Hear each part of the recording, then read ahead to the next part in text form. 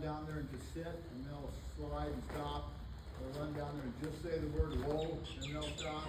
And then obviously be able to draw them on the ground with our hands. Because you kind of get them stopping and doing some nice stuff at home, but like she was saying, sometimes when you take them to a new place, you lose a lot of that. And so I want to have them stopping hard on all three separate cues. So when you go out all three cues and the pressure's on in the show, they're going to stop. So that's important.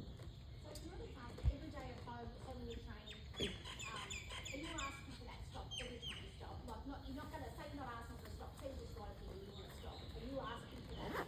No, not always. Okay. No, there's sometimes I'll purposely, I don't want them to stop hard. I want to have complete control of them. Where they can do anything any way I ask them. So sometimes I'll look around, I'll just draw them really slow. I don't want to break to a trot, then to a walk. And normally a lot when I'm doing that is I'm working on keeping that face, because a lot of times when they stop, that nose goes up. And so I'll draw them down slowly to keep that face and also to keep that front end moving. So we'll lope along and even run down like we're going to stop sometimes, and we'll sit down and draw them in the face and get that chin and kind of keep driving with our legs to break them down that stop and just break them to a trot and a walk to keep that front end going. That's a great tool to keep them freed up and keep the shoulders elevated. Because some horses will get when they stop, they want to put their feet out here and then they hit the ground and they get proppy. So you want to get them front feet drawn back and the shoulders lifted to where they just melt in the ground and they keep moving that front end. It's an ideal dry work stop. So regardless of when you if you're asking for a stop, whether it's fast or slow, you want the proper stop.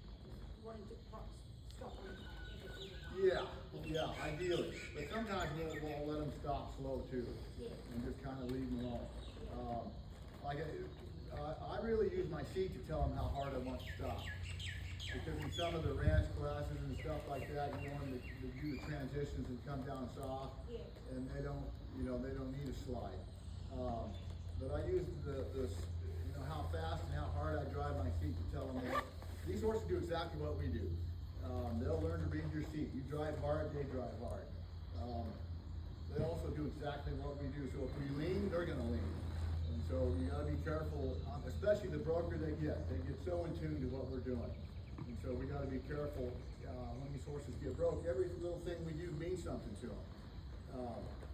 And if you're not paying attention, they can start getting some bad habits. And sometimes it's just the way we're riding.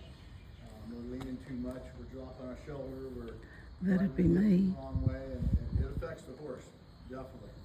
So we got to be aware of that as we're riding around. So yeah, let's work on that. Just kind of trot around so I can kind of